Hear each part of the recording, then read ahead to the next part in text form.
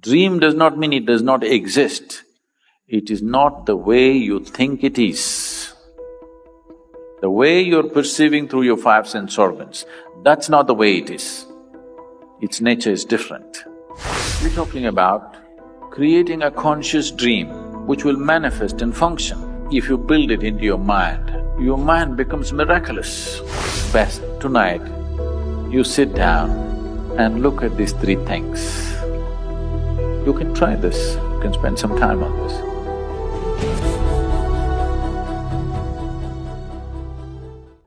There are two dimensions of human life. One is the human being is supposed to just be. And of course, there is human doing. The human being wants to do. If you want to do something in the world, the larger and more vivid your dream is, the better. If you have a weak dream, every day it keeps changing, then that's not going to manifest. So when you want action, you need a dream. You have heard that famous speech, "Yes, I have a dream." And it did tremendous things. It changed the whole nation. It changed a culture completely just because somebody has a dream. So when it comes to action in the world, you need a dream, otherwise how? But everybody need not have a dream. If everybody has their own private dreams, they become fantasies and it'll go somewhere else. A man who's conscious must generate a dream. This happens to dreams, isn't it? When you're sleeping, somebody comes and end of the dream. Now we are not talking about those dreams. Those dreams are just exaggerated replay of so many unfulfilled things within you. Most of the dreams that people go through in the night are just unfulfilled realities which will find all kinds of weird expressions. They're just simply random thoughts running most of the time.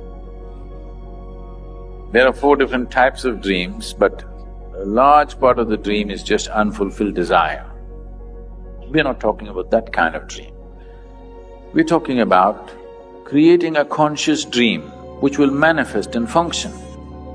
There's one culture in the world who kind of figured this right.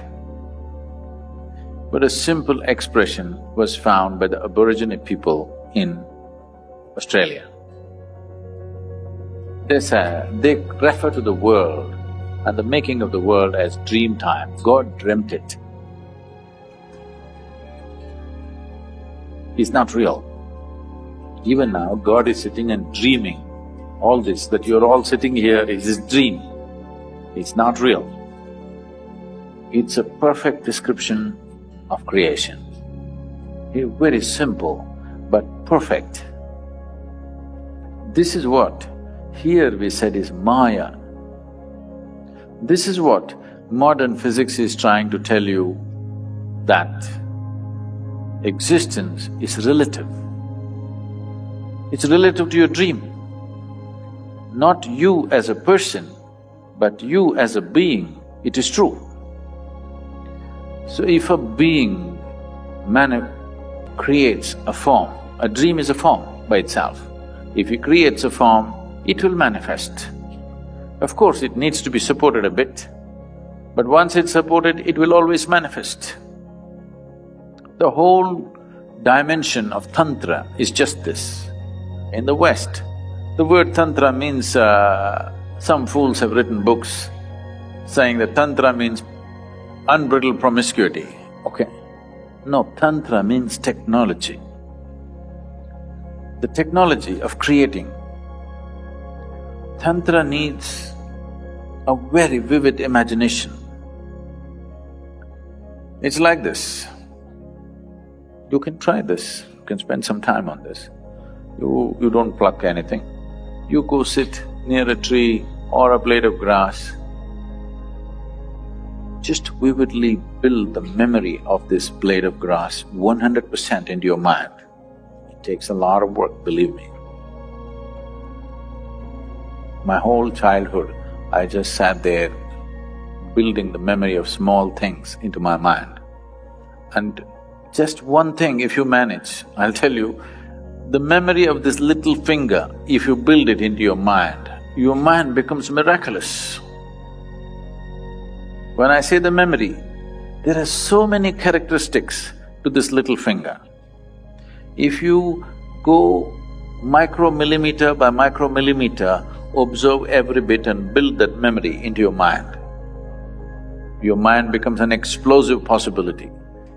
Now, if you want, you can make a little finger grow out of the grass. This is Tantra. There are situations where they will plant a seed, a mango seed is planted. Tantrics make it grow right there and bear fruit within a matter of hour or two. Because it's a dream. The tree is anyway a dream, your body is anyway a dream, the universe anyway is a dream. In one level, it is a dream, it is relative. So this is what we said Maya. Maya does not mean it does not exist.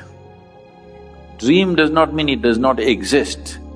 It is not the way you think it is. The way you're perceiving through your five sense organs, that's not the way it is. Its nature is different. So, when I'm talking about different things, I may say different things, but they're not different, because you're looking at it with a discriminatory intellect.